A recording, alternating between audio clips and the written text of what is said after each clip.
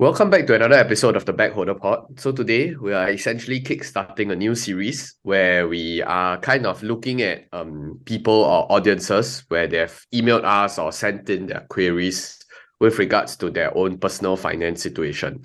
So I think for today, we actually did have a viewer that actually sent in an email to Kelvin to talk about or I wouldn't say talk about, but more like provide opinions or suggestions, not personal financial advice because we don't really know the specific person's circumstances, but rather if we are in that position and we are dealt with this deck of cards, how are we going to go about maybe optimizing cash flow or savings and maybe our own specific goals as well. So generally, you'll probably hear four different opinions because four of us lead very different lifestyles. And we might maybe Boon Tee cares more about family, while Eric cares more about saving money for rainy days, etc. So maybe it's just four different perspectives on how we view life and basically play this game. So I think before we kickstart, let's maybe have a very quick summary. I'll pass the time over to Kelvin to talk about the specific viewer situation or maybe this hypothetical example. So this guy is 50 years old and he has a 12-year-old son and he's wondering how he can optimize his portfolio. So this is his account balance, like where his money are. I guess it's split between like OCBC, DBS, UOB, Maybank. So his investment is in fixed deposit, bonds, T-bills. It looks like it's only in fixed deposit, bonds, T-bills. So I guess my question is like, do you think like as a 50-year-old, right, what should he look into, right, besides just bonds and fixed deposits? Can start with Chicken. I think this profile fairly interesting. I think I'm just trying to guess like what's his investment risk appetite and stuff. And it seems like he has zero exposure currently in the equities market. At 50 years old, it's a slightly tricky age, to be very, very honest, because we always have to talk about we invest in the long term, right? So we say our long term is 20, 30 years, right? But in this case, if you are at 50, early 50s, or even late 40s, right? Time is not really on your side. And yeah, we say that S&P 500 give like 8 to 10%, but then it's really on a very, very long time frame. And by long, even Mr. Lu says, right, 10, 20, 30 years. The 10, 20, 30, usually people think that it's only 10 years. But what if really touch wood, S&P 500 10 years don't go anywhere? Then how? So it's a very tricky place to be in. I mean, thankfully, at least now, there's no mortgage or there's no huge debt outstanding. And I think I'm not too sure whether you want to show in terms of the cash flow table, but I think he also provided some sort of a cash flow table. I think he's earning a decent amount of money, but I think the bigger concern now is the two kids and the retirement fund. So I think I'm just going to comment on this two first. On the kids' expenses wise, there are two ways to go about it. One is you let them have fun, good luck, have fun, meaning they own self-support themselves. You support them until 21, and then for university and further studies, they will have to take care of their own, or you will want to take care for them. But if you want to take care for them and you take on this responsibility, means that you are gonna sacrifice a little bit in terms of your retirement fund. Because now I just paid 40 over thousand for my own education. In, I don't know, another 10, 15 years, it's probably gonna inflate until like, I don't know, 60, 70,000. That's how inflation works. So I think from this case, if it's me, I will tell my children to good luck, have fun. Because I think I will prioritize my own retirement because I don't want to be a burden to them. So I protect myself while my kids don't have to worry. I don't want to treat my kids as a retirement plan. But that being said, the sacrificing here will be in terms of education and further studies and stuff like that. So that's how I will approach it. Then now going into the investment part, right? I think sometimes I know there's a 60-40 move, meaning 60% equities, 40% bond, right? I do feel like at a 50-year-old tricky age, I would kind of tend more towards bonds, which is now what he's doing. But now it's 100% bond or kind of safe fixed income instrument. I think can dabble into equities, but not too much. That's my general thoughts. What about Eric? I think this person should have already reached the full retirement sum. So I won't be too worried about him as in retirement, whether he has enough. I think most likely he will be able to have a monthly income of about 2K from the CPF. So I think that's still quite comfortable. for him, then I assume that he will probably be working until he retire lah, like which is about 62, 63, thereabout. So still about 13 years. I think he's built up quite a good stash of cash in all the fixed deposit, everything. So I think that part is okay. So probably just the investment part, he might want to slowly, I think of course, like what Chiking said, he's already like at the like more than halfway of his journey. So the last few parts you want it to be less volatile, which is already there because it's anchored by all the cash fixed deposit. So he has no need to worry. And somehow by I think 55, he can choose to draw out some of the CPF. Not advocating that he do it lah, but he has a choice. And he still meets the FRS. Okay, so I think he has access. So that part, no need to worry, already settled. Then he just need to think about, okay, so now I want to have some upside. I want to take a little bit of risk. Then slowly this year I think when he get opportunity, let's say like have some great financial crisis or China failing, those kind of news, then maybe everything crashed 20 to 30%. He can look to deploy into like very, very good companies or even ETFs. Just maybe look to put in like 10, 20%. Because I feel that he's quite conservative lah. Maybe his risk appetite not there. So maybe keep it low, certain percentage. Then he gain the benefit of upside, but yet he's still not going to be shaken out lah if the market really drops 50%. So that's just my thoughts. Like if I'm at his stage, how I will build it. Actually, I'm looking at this, right? We can say that his portfolio, although there's different buckets, there's fixed deposit, there's SRS, there's T-bill, but actually all these three added up together, they are the same thing, right? So these are what we call the cash or bond investment or safe assets. So no volatility. That's the good part. You can really see the interest compound. And sometimes I think, especially for those who have like, 200, 300K, when you're just rolling in the interest, right? The interest amount can be quite decent. It's not like $100, right? It's much higher than that, right?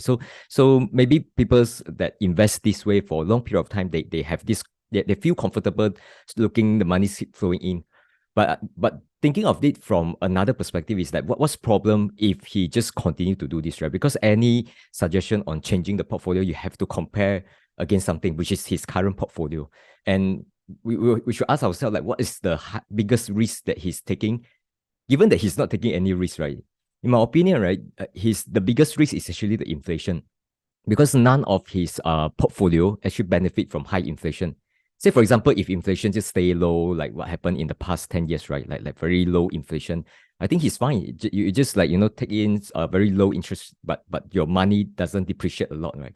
But if the high inflation persists, right, like 300,000-400,000, which looks big today, you just have to, like leap forward 10 years. Suddenly 400,000 is a very small amount. It's definitely not enough for the retirement. That's the risk that he's taking. That's why for those of us who invest in like growth assets, right, be it like REITs or real estate or business or equities, all these actually benefit from a high growth environments, whereby the entire economy grow, and then we just participate. We have a stake in it, and then we get a returns that is much higher than risk-free rate, right? So I think that's something that's my opinion, is that in a way he's forced to take risk just to like participate or to hedge against the inflation. But at the same time, we need to be mindful that I don't know his past experience related to with regards to the equities, right? How much tolerance can he really tolerate the volatility? Because given that you are comfortable just taking in like stable investment, your portfolio only up, right? You might not have much experience to see your portfolio or your net worth down by 100,000, 200,000, 300,000. So without that form of like past experience, it will be harder to manage. Meaning that if he put in, call it like 30K, 50K, 100K into stock market, right? What happened when stock market drop? Will he panic sell or not? So we don't know, right? You have to go through all this cycle to know like whether you have the, you can withstand that kind of emotions. So that's my take. I'll just comment a bit. He didn't mention anything about CPF amount. So my guess is he haven't hit full retirement sum yet, though Eric feels that he has hit lah. So in the event that he has not hit the full retirement sum, this is actually a very good time to top up, because you only have remaining like 5 years to lock up your money lah. After that, you can technically withdraw, though I wouldn't recommend you to withdraw like CPF Life after 65. Or 65? Yeah, after 65 will give you this fixed payouts of like 2K a year, 2K a month, 2K a month. Then if you delay by another 5 years, that 2K will increase by another like $500-600. So that one is very good. But the problem is will be a fixed income. The amount will not change unless you choose those like escalating plan or basic plan. The amount will increase lah. If you choose the standard plan, then the CPF Life payout will be fixed.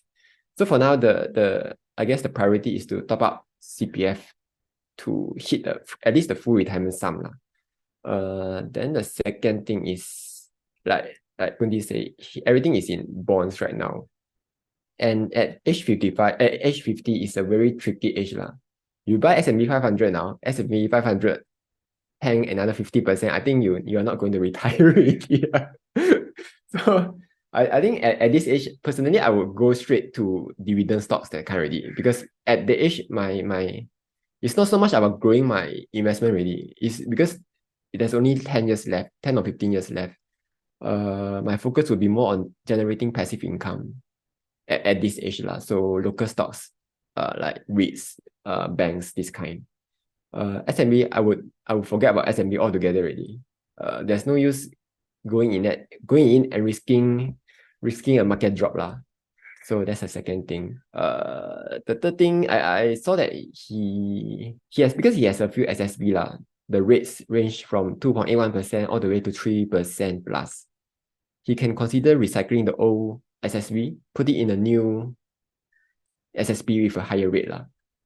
So there's some small optimization here and there lah.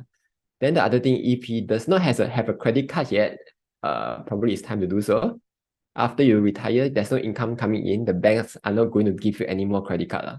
So this is a good time to apply for credit card if you have not done so. Then the rest, the amounts are spread across many different banks. No idea what for.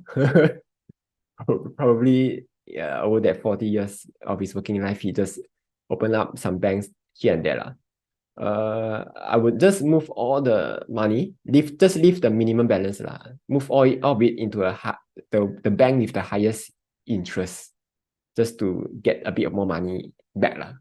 Yeah, but other than that, so that's my view lah of this whole thing. Actually, you guys, wait Boon Tee, you go first. No, I'm saying the interest rate he's getting like 4 to 5%, which is quite decent. I think he already optimized quite a bit on the deposit side. I don't think my deposit is earning me 5%, you know. So I think he done well on that. And on the SSP, I think currently also quite hard to recycle already, because his lowest one is 2.8. I believe currently is like maybe 2.9, and it is usually going up one, right? So probably he's enjoying the higher rate as of now. So maybe that's why he didn't optimize that part. Meaning it's already optimized, can't do much from there. So that's my observation. I wanted to ask, because you guys have very skillfully avoided the trade-off that I was talking about just now. So if let's say you are put in the same position, right? Would you pump more money into your retirement fund, or like Kelvin said, right, to focus more on the passive income, building a pot to get your dividends or anything to invest into S&P 500? Or would you actually allocate one which is like in very safe instruments? A lot of people like to use endowment funds to save for your kids' education. Because you think about it, 2 kids, one 12, one 5. So one will need money in 12 years, 10 to 13 years, assuming it's a guy or girl. I'm not too sure is it a daughter or son. Guys probably is 24, 25 because got NS. Girls is 23. So within a staggering 12 to 15 years, you will need 2 lump sum, which is, like I said, if you follow inflation, there will be probably around 60K, 60 give and take, 50 to 70K. So that's 100,000 to 130, 140,000. Would you guys think of this as an investment to your kids, or would you want your kids to, or would you want to prepare your kids to say that, I'm going to give you a head start and then you don't have a debt and I clear it off for you? I just wanted to get your opinions on this. Let's say if you are in this position today. Maybe Eric, you wanna I think I did think about it because my son is about 7 this year. So maybe when I'm 50, right, like 6 years time, my son will be like what? Around his son's age, 13 years old. So I'll probably have the same concerns. So I think my immediate concern is, right, if I'm thinking about paying off for my son his university fees, right, I would rather train him to be able to pay as he study, or he can sign a scholarship or sign some sort of bonds or whatnot, even sign on in the SAF. I don't know. Like, there's so many different ways for him to, like, get a scholarship of sorts. So I will encourage him instead to, like, go apply for those, study harder, or if he doesn't want to be bonded, right, then be more enterprising a bit, lor. Like, maybe during his JC days, uni days, army days, save up and then give a bit of tuition, save up, and then he can jolly well pay at least half of his tuition fee. I'm pretty sure of that. So if he can pay at least half, the other half, 30K, I'm pretty sure when he starts working, he can clear within one year if he's frugal. He'll probably still be living with us because like just started ma. Then until a few years later, then he's more independent. He built up a stash. Maybe he want to move out. Then it's up to him. So I think the priority is rather than saying, oh, should I pay or not pay for him, right? Give him the ability to be able to fish for himself. Then I don't have to worry. Then I can keep my money, ma. I mean, that's not the main thing that I'm concerned about, because I think it's not a huge sum. I am okay paying for him, but I would rather he learn the skill, the financial literacy. Then I think next time I won't be a burden to him. He won't be a burden to me. Then we'll both be very happy lah. I think that's the. Of course, there are some people 好吃懒做 and it's just like no matter how you teach them, like I don't want to work, then kind of sad lah. So I do understand that some kids can turn out to be like that, but I'll try my best to ground him in the values lah. But having said that, I gotta say on my end, right, I'm very blessed because my parents paid off my uni fees for me. So I didn't start off with a student loan. So on my end, I was very blessed. That's why maybe I also sat on my butt a bit longer than I should have. Yeah, not a good example. So maybe don't learn from me. For me, I actually I'm on the side with Eric. I'm not personally saving up for my kids' education because there's loan, there's study loan. I think you can borrow up to 90% of study loan. The remaining 10% plus whatever your living costs can actually be gotten through bursaries, scholarships if they are smart enough, or even doing part-time jobs at the university. Like you can be a librarian and get paid. That's the work study scheme lah. So for me, I'm also as blessed as Eric, where my parents help to fund part of my living cost lah. But in the end, the loan I still have to pay back. It's a living cost that I don't have to worry about. But even if they don't help to pay for the living cost, I could have done part-time jobs in the uni to help pay for it.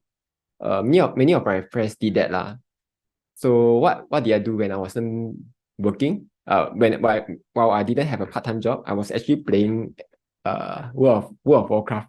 So so that part, you work or you go and have fun.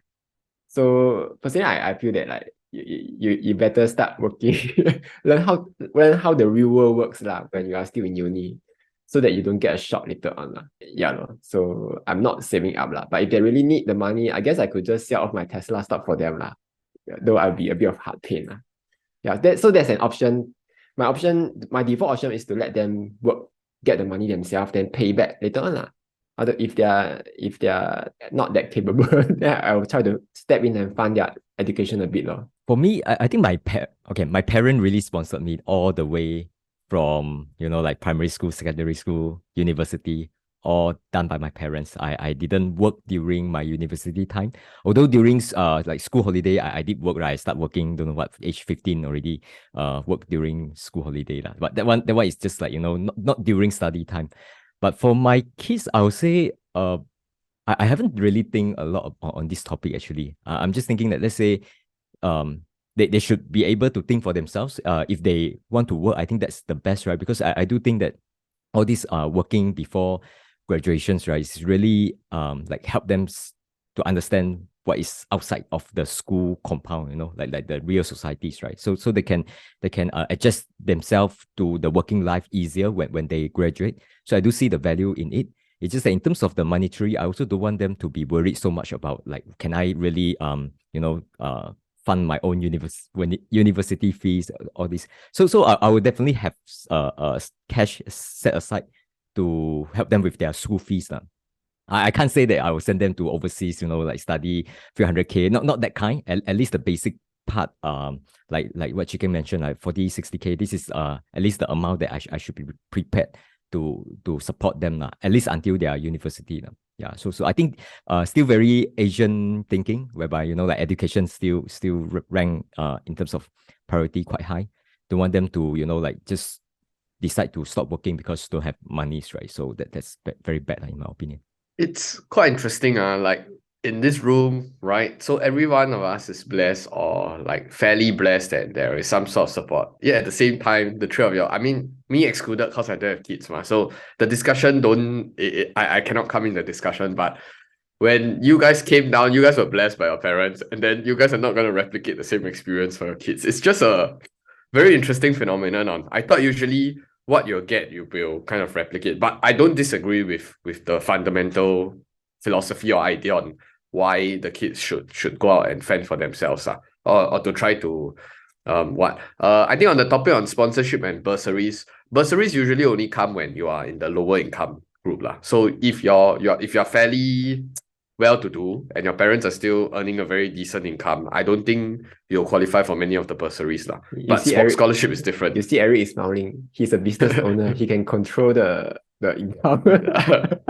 Well, you also can control yeah, not saying we should do it. Yeah, but I think back to this. So this is the part on the assets part, right? So I think there was also another spreadsheet that talk about the expenses. Do we want to go through it, or I think this I feel it's very normal, like there's nothing much that can be optimized. So I will focus more on the income side of things. To boost income But in this case. I do think, right, I just want to bring up this, right? Although just now I say that he should slowly scale in, right? The reason why he should slowly scale in, because I see his remaining runway as still quite far though. Like I don't see as just the part like he's having an active income, because the average lifespan now is about 85 for Singaporeans. So he still have a good, I don't know, 35% of his life to go, 35 to 40.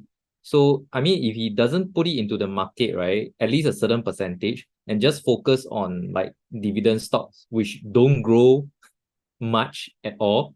We know local stocks are a bit cui. So over the long term, a bit hard to keep up with the market inflation. So I still advocate like slowly scaling in a little bit, and when there's opportunity for him to go in a little bit more, but still keep it within an acceptable range for his risk appetite. If not, like if you just think in terms of 10, 15 years, right, then by the time he stopped working, then that time that his investment can compound, right, that will be wasted time. Yeah, so that's my thoughts. Agree on this. It's just that I think I would say, if we are, you know, like chatting with someone who is like 20 plus years old, 30 years old, right, it's a lot easier. You can just say, oh, just buy S&P, no problem.